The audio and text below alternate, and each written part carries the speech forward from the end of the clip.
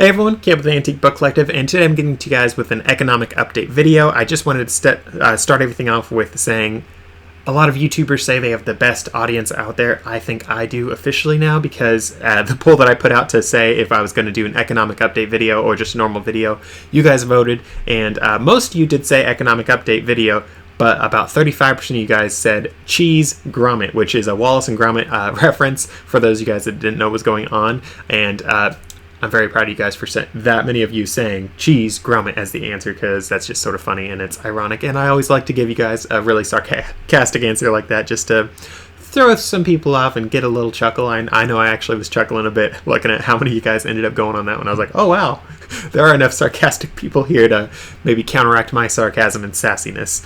With that said though, guys, this economic update video, I have a lot of things I could be addressing, but I'm gonna try to keep it a little more succinct and like not go down too many rabbit trails. If you guys want to see all the rabbit trails that I go down, if you guys want to have some really in-depth stuff, I do have a members only side of the channel that I do dive into this stuff a little bit more, but I also have all the other economic update videos that I've done in the past. You guys, at the end of this video, I'll actually link to those so you guys can actually check them. It'll be on the end screen in one of those two spots. We'll see which one I end up choosing, but that is something that you guys should definitely check out, is that with that said, I want to sort of address one, let's say, elephant in the room, and that is the economy is great, Caleb. It's not bad at all. I was actually chatting with some people this past week, and they were like, oh yeah, no one can foresee the economy crashing. The economy's doing great. All these things. You're hearing all these things from all these different people, but then you also hear a couple people every now and then being like, pal, do you see this, this, and this? The economy's not doing good. And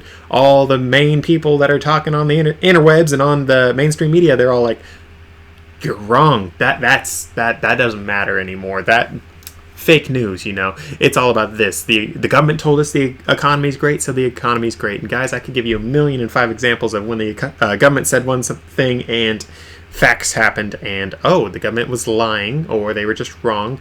I'd lean on the side of they were lying more often than not. But I sort of want to guide you guys with this little example of sorts. So you can't always trust people with what they're saying. There is the trust but verify crowd, and there's also a line, I believe Patrick Bet-David from Valuetainment says this on his YouTube channel. I highly recommend checking out his YouTube channel, guys. He has some amazing interviews, amazing schools of thought that he shares. Highly recommend it. But something he says is the paranoid survive. And guys, that goes under the whole trust but verify, or my line, trust none, trust never. And guys, the entire thing about that is people are not always out to help you. I chat with so many people throughout the years that are like, oh, I believe in the best for humanity. And, well, people that do that end up dead quite often. And if they aren't dead, they end up losing a boatload and a half of money. So let's just, with the example, guys, snake oil salesman. I'm sure you guys have heard that line. You might not know what it is, but back in the day, there were people going around selling snake oil, which was supposed to cure all your ailments, and it was the best thing ever. And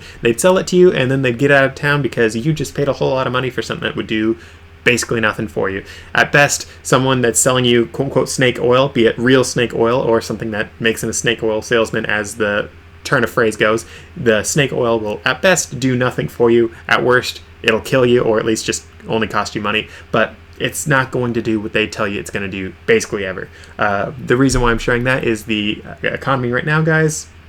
The government's selling us snake oil. They are saying everything's great. They are saying we are best thing ever. We are the most wealthy ever. No one's ever going to do anything like this ever again. This is the best economy. As I'm going down all these things, the things they'll tell you.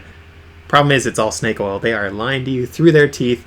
I'm not entirely sure if they know they are or if they're absolute idiots. I lean towards idiots, but I also lean towards them lying because they're both, honestly. But there's a lot of data, guys, out there. I shared this in the last economic update video. Highly recommend you guys check that out. But even more, recommend you guys do your own stinking research.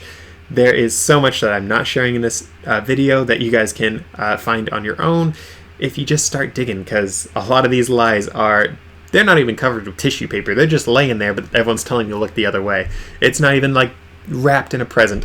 It's right there, sitting in the open, festering like a giant pile of dog poo. It's not good.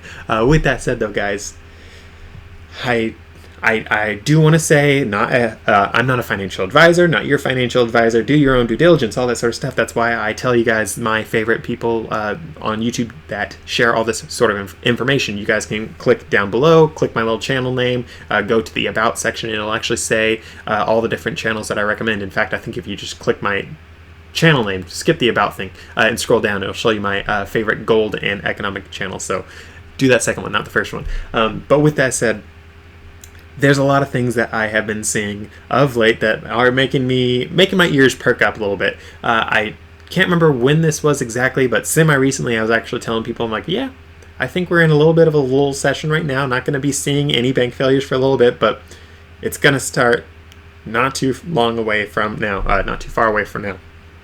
Well, we just saw the first bank failure in a little while, and this one, I think there was actually a lot of people joking that, well, this is just proof we are living in a simulation, which I don't believe. Guys, if you do believe you're in a simulation, I'm sorry. I guess I'm a bad NPC for that simulation, but there was several jokes about it of the bank that just failed. It was Republic First Bank.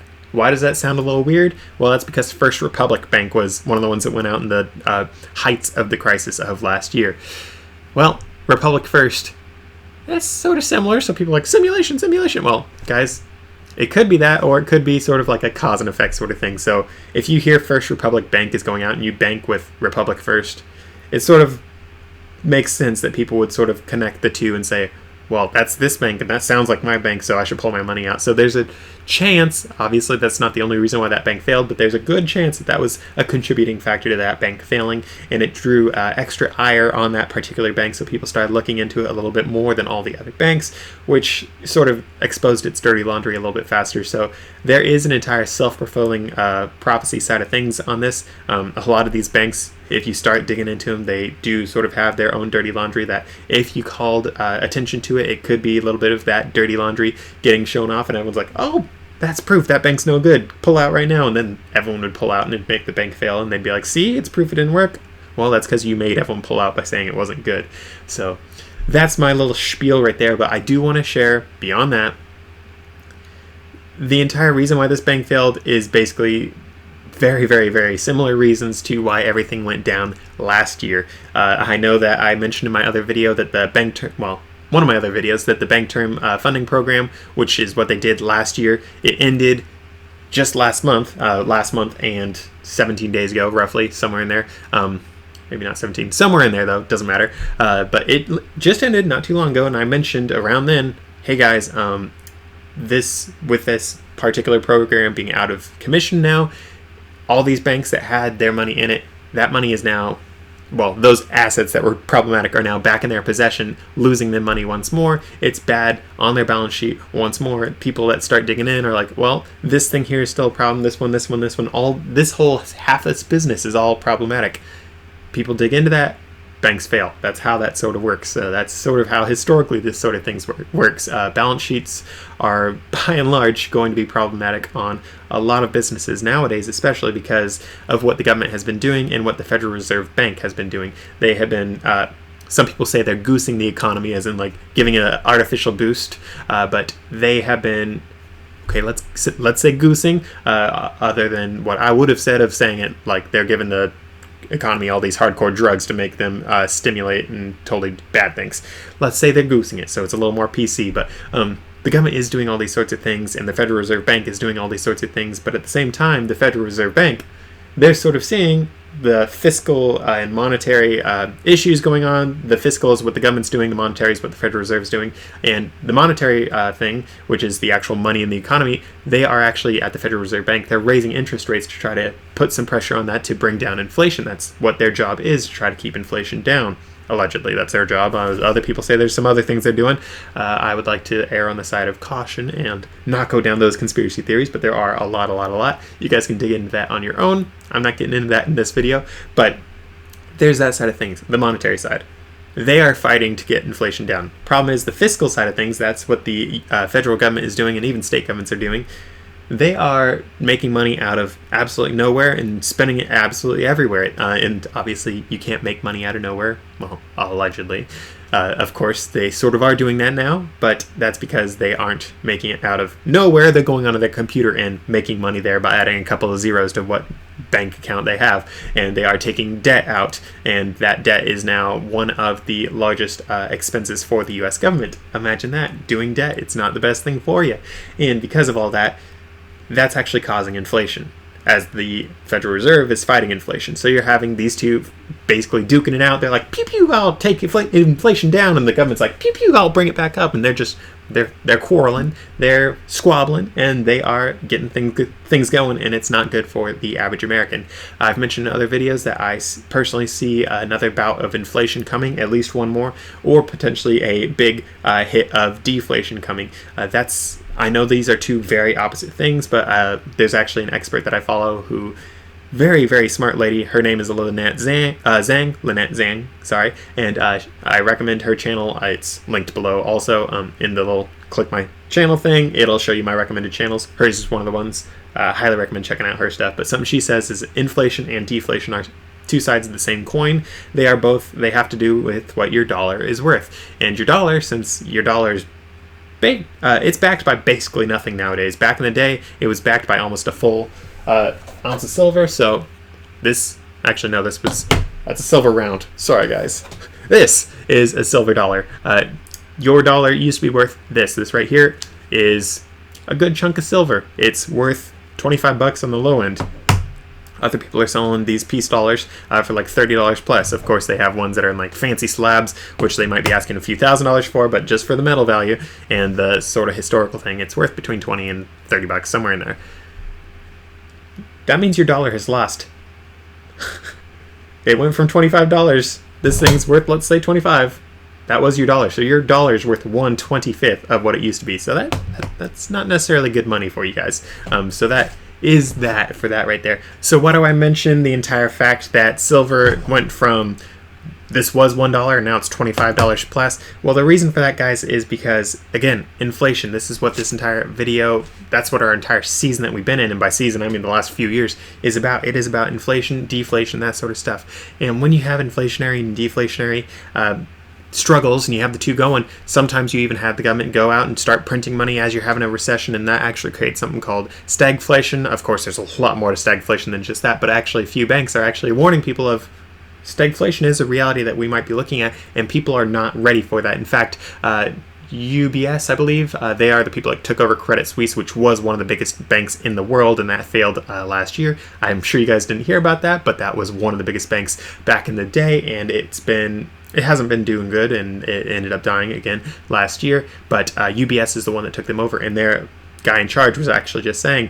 recently that the world is not ready for stagflation. And you do not mention that the world isn't ready for such a thing unless you see that as a very, very strong possibility, especially if you're a bank person. Bankers do not point people towards anything that they don't want them looking at unless there is a very serious issue. In fact, Jamie Dimon, the guy in charge of JP Morgan, sorry for messing up his name, that guy, while I'm not a big fan of all the people out there that are in charge of all of these big dark corporations, in fact, I just said corporations being the bad guys. I don't view them as the only bad guys out there. So don't view me as one of those people. In fact, I would say the government's the bad guy more often than not. But Jamie Dimon, despite being a banker, despite being someone you shouldn't trust, guys, he's got some really good information, some really good views that he shares quite often, and he, more often than not, will actually point people towards things that are very problematic before they start spilling over. It's nice because he's not necessarily one of the bad guys that's bad for no reason,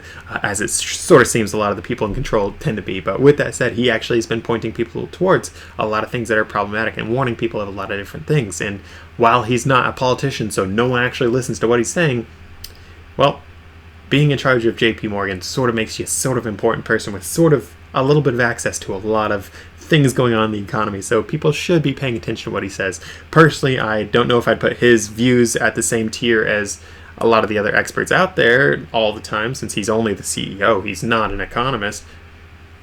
But that's actually why I sort of view his stuff higher than those other people, is he is not just one of those scientific minds that's supposed to know everything, because, well, There was a country a couple of years ago that depended only on economists and those scientific minds to run the entire country, and they ran that country into the ground and killed a boatload of people in the process. Hashtag USSR. Don't trust the Soviets. Still don't trust them, guys. But with that said, he's been warning about things. All these other experts are warning about things in the banking sector. They don't say there's a fire in a field if there's not actually a field burning right now, and they don't say there's a risk of it unless they know there's some idiot in that field right now playing with some fire. There are a lot of idiots right now playing with fire, and the economy, guys, it is a very, very dry field, and there are fires burning right now that no one's pointing you towards. The government, all these experts that you guys are listening to on mainstream media, more often than not, they're pointing you towards this area where the field is still sort of green. They're not letting you look towards the big brush fire that way. So I'm here telling you guys right here and right now, there are a lot of brush fires burning. So inflation, deflation, all that sort of stuff, we can get into that in another video maybe if you guys want. Drop it in the comments if you guys do want me to go into that. I honestly don't want to. There are a lot of other channels that you guys can do that for. I recommend you guys check out those other channels. I've done a lot of other videos, so I don't really want to do one of those, but if you guys want me to sort of talk about it, I sort of can, but not my focus whatsoever, and no promises that I'll even do it. With that said though, guys, that's one whole side of things. With the inflation, deflation, what brush fires am I talking about? Am I just pulling this out of my butt, making stuff up like the government always makes stuff up? Oh no, the government never lies. They always lie, guys. Moving on though, these brush fires, commercial real estate, that's like the number one reason that we're having a lot of these banks fail is commercial real estate, all the issues in commercial real estate. I know that a lot of people are saying, in fact, I've heard a lot of people say, oh, the issues dealt with, commercial real estate's no longer a problem. Well, guys, recently, very recently, there are skyscrapers going up for sale at a fraction of their original price. And I'm not talking fraction like, oh, it's only 5/6 of its original value. I'm talking like it's not even a quarter of its value of what it sold for in its last sale. I'm talking 75% plus declines in these buildings. We saw last year during this entire crisis stuff that large, those kind of drops, and that's what brought these banks down. We are still seeing that. There has been no resolution, despite what I am hearing a lot of experts saying of, oh, it's not a problem anymore.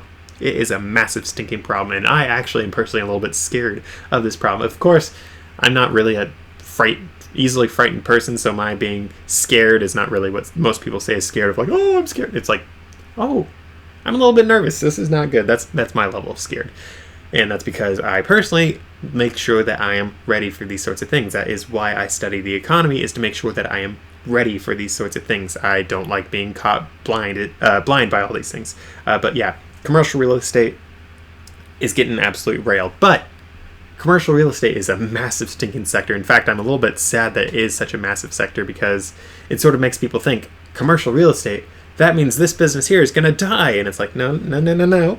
Pause. That's not how that works. So the area that we are seeing commercial real estate really get murdered in right now is the office space of commercial real estate. Commercial real estate also includes your fast food joints, it includes self-storage, it includes public storage, it includes apartments, hotels, tons and tons and tons of things. If a commercial enterprise goes in it, it is commercial real estate, basically. Of course, there are going to be exceptions to that, absolutely. In fact, my family, we used to live in a house in downtown Gresham, and it was zoned residential commercial, so I don't know where that would land on the whole commercial real estate side of things, since it was commercial, but it was also residential. Magic. But that's that side of things there. Office space. Still getting murdered. Not doing good. A lot of businesses are doing the whole calling you back to work. If you don't come back to work, you'll get canned. A lot of businesses have been doing that, especially over the past maybe a year or so. And definitely during the whole crisis of last year, they were doing that. That's one of the reasons why people are saying, oh, the economy's not going to do that bad. It's going to recover. It's because all these people are getting called back to work. That's going to save everything.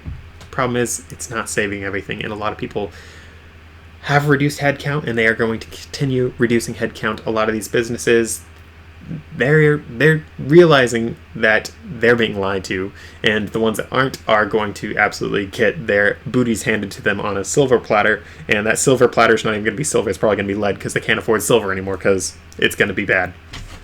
In fact, there are a lot of pieces of data coming out that just make me even more nervous of, man, I know I mentioned this in one of my other economic videos, but this could be worse than 2008. It could be worse than the Great Depression. In fact, one of the channels that I actually follow, I dropped a comment and said, oh, wow, based on this data, it might be a lot worse than Great Depression and, sorry, Great Recession. And then some people actually commented in that thing and being like, oh, bro, it's going to be 2 times worse than the Great Depression. I'm like, just like, oh.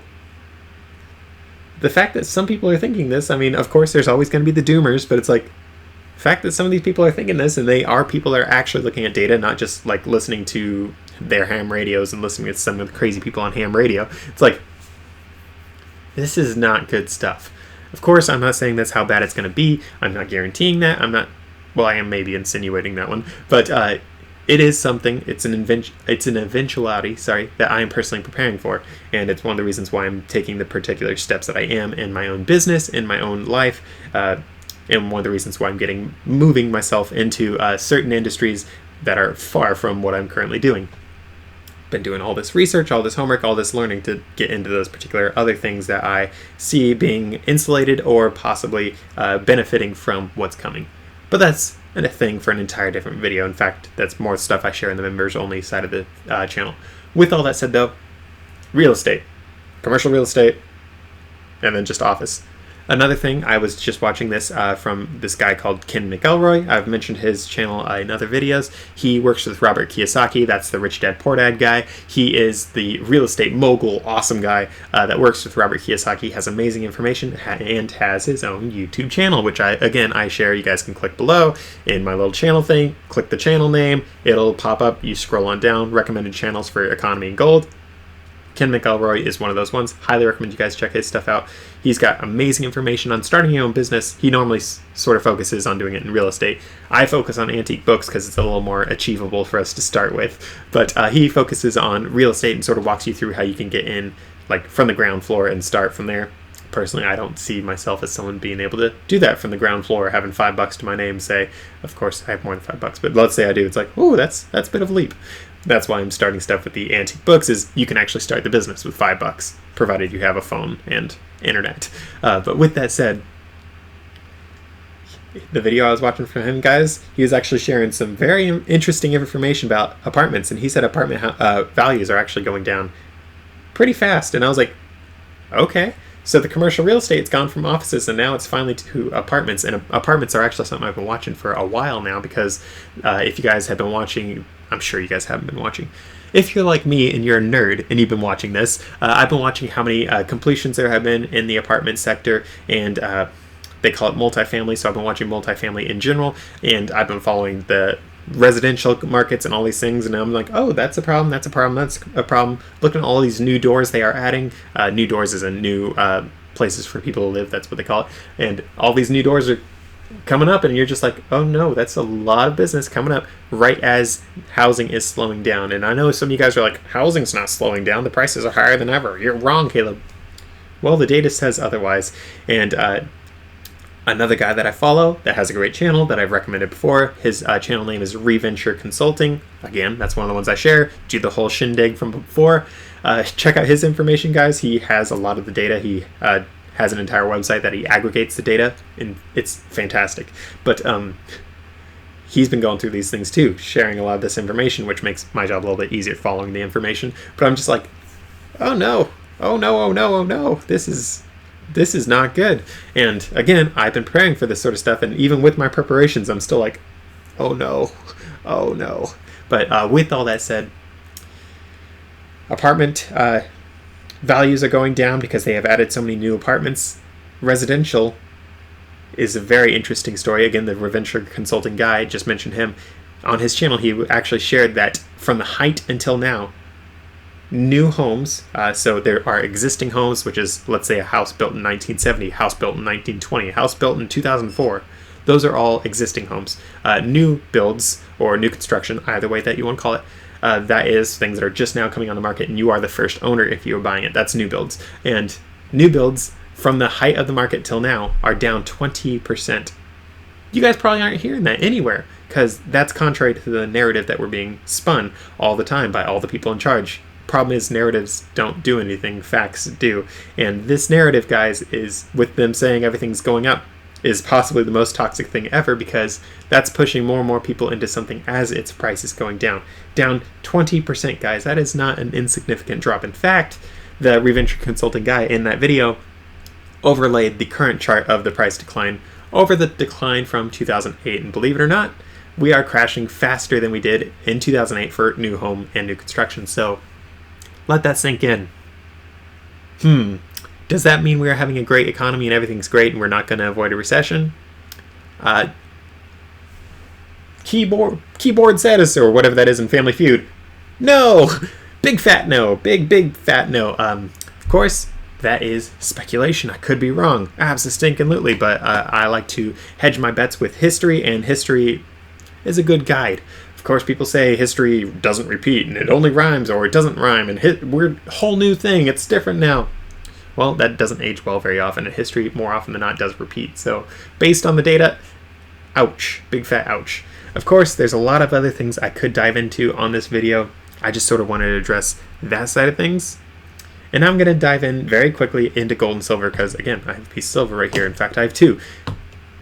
Gold and silver actually did recently have a big fat run-up. I believe it was mostly just this month that it did its insane run-up. And I was actually sort of surprised myself. Like, I'm like, oh yeah, it's coming. I'm not too worried about it. And all of a sudden it happens one day. I'm like, oh, it's up $1. Interesting. Next day, it's up another $1.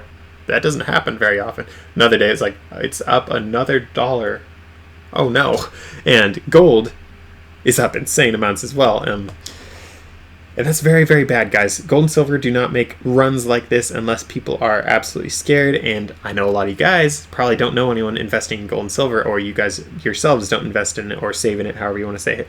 I know that a lot of people are like, oh, that's a dumb trade. You should not be in it. But the problem is gold and silver actually this century have outperformed the stock market. And I believe this year they have outperformed as well now with their recent run-ups. And that shouldn't happen unless things are happening that are very, very bad. So keep that in mind. Gold and silver, there's problems happening. They are a good indication that people are scared. And when people get scared, they do some really crazy things. So let's say there's not going to be a crash. As things stand, if people get scared, they sell. When they sell, prices go down. Prices go down, that equals crash. So just fear can cause a crash on itself. There are 100 different things that I could go down on this route. I'm not going to really chase after them right now because, again, I have some members-only stuff that I do save this for, but also it doesn't have anything to do with books. But with that said, gold and silver, they actually did have a little bit of a price correction, as in it went down in price, which, if you guys have not purchased yet, could be an opportunity for you. I'm not saying you should buy it, not saying I'm telling you to buy. Personally, I did buy a little bit, but I have my established stack, they call it, and I'm rather comfortable with where that is. But for those of you guys that haven't made the leap and want to make the leap, potentially this could be an opportunity to get in. Of course, it could go down more, could go up more, and I'm not telling you what to do, what to buy, any of that sort of stuff, but it is something to keep in mind. Little tip, one of my favorite companies to buy from is called SD Bullion. They actually have a really cool sale going on right now. Let me pull up my phone, see if I can have it just to make sure I'm not going to lead you guys astray. But this particular company, they have their Perth Mint Kangaroos, which are silver pieces from Perth, Australia, and they have them at $1.99 over spot, which is actually a pretty good deal with where things are. And I believe, if my numbers were right, you're still under the recent highs that we had in silver with that sort of thing. So that could be cool for those of you guys that aren't into it just yet. With all that said and done, though, guys, I hope that this little economic update was helpful. I know that I went all over the board. I talked about real estate, talked about silver, talked about inflation, deflation, all these sorts of things. I hope all that was helpful to just sort of get you guys looking, and I'm not going to be giving you guys on a silver platter. I don't have any silver platters, believe it or not, but I'm not going to give you guys all this information on my own because, again, I'm not a financial advisor. I'm not going to go out and do all this because there are bigger and better experts on particular things that you guys can go out and look up. I'm just sort of trying to open you guys' eyes to the fact that we have that brush fire burning over there. I know everyone's trying to look over there, but I'm like, hey guys, there's something coming up behind us that's sort of scary. Turn around, check your six, that sort of stuff. That I'm sort of trying my best to do that sort of thing. With that said, though, I did mention in the very beginning of this video that I wanted to not go down too many rabbit holes and not talk about books, not bring it back to books, antique book selling, eBay selling, all that sort of stuff. So what does it mean for eBay? Well, right off the bat, none of this is guaranteed of what eBay may do and what it may do to our businesses. But personally, I would suspect if the economy gets bad enough that eBay may drop their fees, potentially, if we're stinking lucky, which I strongly doubt, but there is a chance. I have my fingers crossed that they might cut some fees to help their sellers in this particular crash that's coming. Of course, not guaranteed whatsoever. A lot of me doubts that they will, because sort of like the government, as soon as they take something, they're not going to give it back. There's nothing more permanent than a temporary government program. Sort of thing sort of runs with that same sort of rule with eBay. There's nothing more permanent than a temporary eBay fee increase, which I don't think they've ever said they've done a temporary increase. But personally, I'm looking at them charging us for this thing and this thing and this thing. I'm like, the odds are that they're not going to like give us back that, but there is a chance. There is a chance. Please tell me there's a chance. I don't actually, I'm not banking on that, but again, fingers crossed. I'm like, please, please. With that said, though, onto our book business. In one of my last videos, one of my subscribers was actually saying that to insulate himself against this coming crash, he's investing into books that he is hoping to sell to the ultra wealthy, because their incomes are not negatively impacted in crashes. And in fact, that's something that I want to do in my own business, but I have not been able to do because I don't have enough high-end books, or at least I'm not willing to spend enough money to get these high-end books that would continue selling in a crash. For me, my most expensive book is just a few $100s. For the high-end business, I feel like, of course I'm just spitballing here, but I feel like $1,000 is the minimum value for these books to actually be worth having for the ultra-high wealthy people. My books, they're sort of a dime a dozen, looking ugly, beaten up books. There's nothing too exciting about them, so for me to insulate myself against the coming crash, my books are sort of more apt to be purchased by like the lower wealthy folks and like higher middle income, so high middle class, low high class folks in between there, with a lot of the pricing that I have for my things. That's some of the people that get hit a little bit harder than most. In fact, I'd say even like middle income people. So that little sector is sort of what I'm selling to at my current price points with what I currently have. That is sort of what my inventory sort of appeals to. I don't really have a lot of stuff that appeals to pensioners and the poor, because, well, these are collectible books. They are worth a little bit more. Of course, I do have plenty of pensioners that are like, can I have this book at like 90% off because I want it and I only have $50 to spend? And obviously I'm going to say, no, that book says it's $900. I'm not going to give it to you for $50. So I do say no more often than not, but I do have some people that do want these things from the lower income and from the pensioners and that sort of stuff. But that's not really the focus of this particular business with the antique books, which are more collectible and worth a little bit more. And again, my collectible business, with where it is, that's what is going to be hit, because it is the lower wealthy folks and the mid to up middle income people that are going to be getting laid off, that are going to be losing their job, that are going to be tightening their belts and getting ready for recession. As such, those are the people that are not going to be buying random books. Even if they want the book, they're going to hang on and not make that purchase just yet, because they are trying to purchase things they actually need for their life to stay alive, like food and shelter and electricity so they don't freeze in the winter, and especially electricity, because now the governments are saying that we can't have fireplaces in our home to stay warm because your little fireplace is killing the entire universe, I guess. You guys can sort of sense my sarcasm there with what it will actually do. But with that said, this whole business, I'll still get sales. I'm certain that I'm still going to get sales throughout this entire recession, unless it's like Great Depression level and it's really, really bad. So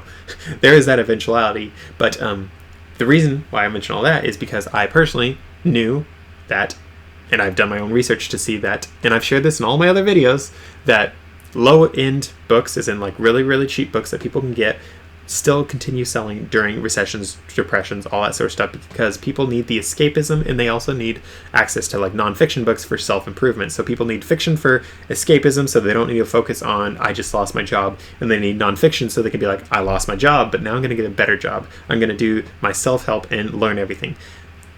And you need these things on the low end. And by low end, I'm talking like $15 and under, probably less. And that's like per book. So for me, I actually have been selling a lot of hardcover books and a lot of mass market paperback books for the recession. I've been stacking up on them, and I am going to continue selling them through this entire recession, because those are things that will continue selling based on all the research I've done on all the historical trends. Of course, there's a chance it might not happen because everyone's doing ebooks now, but problem is facts say otherwise.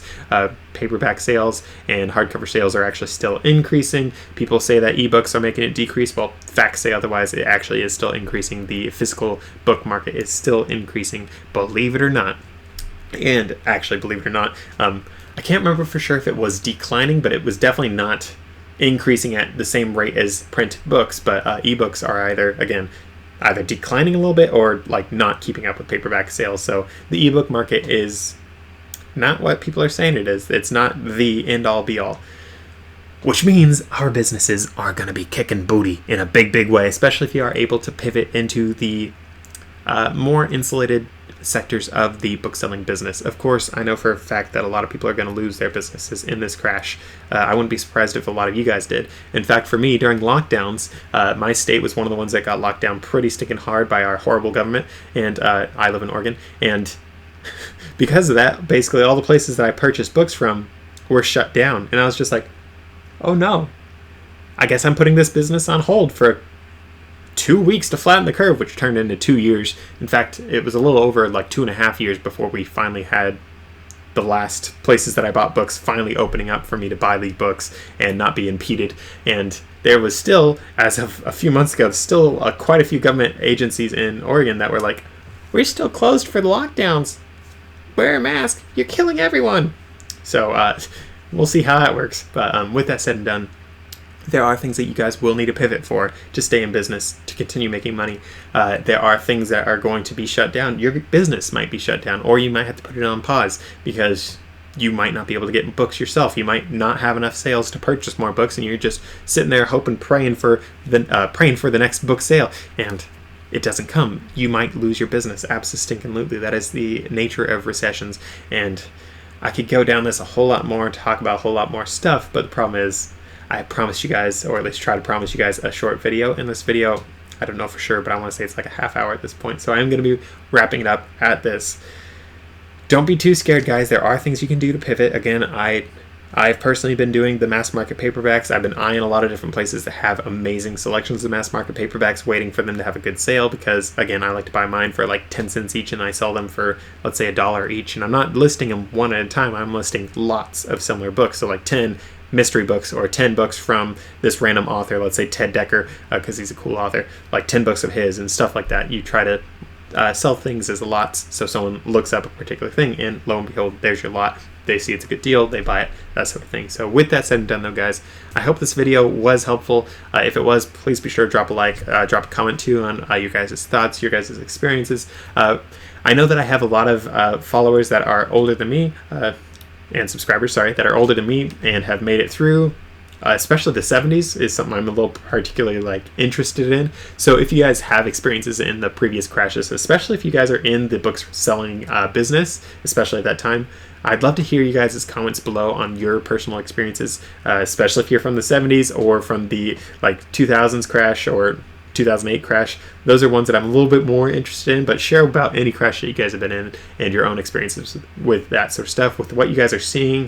For me, I've been seeing a lot more things sort of start toppling in my own day-to-day life of people I chat with of, oh, he lost his job, he did. It's like, that's interesting. So again, with that said and done, thank you guys for watching. If you guys would like to learn more about the economy and my views on that sort of stuff, I do have the economic update video. I'm going to put it on the bottom because I can. And then I have another video here that is from a channel that I highly recommend called Sachs Realty. They had an expert on, which is from another channel that I really like. And guys, I'm watching it right now actually, and they address some really interesting stuff. So be sure to check that one out. With that said, again, check out either the playlist or the video, and I will see you guys in the next one.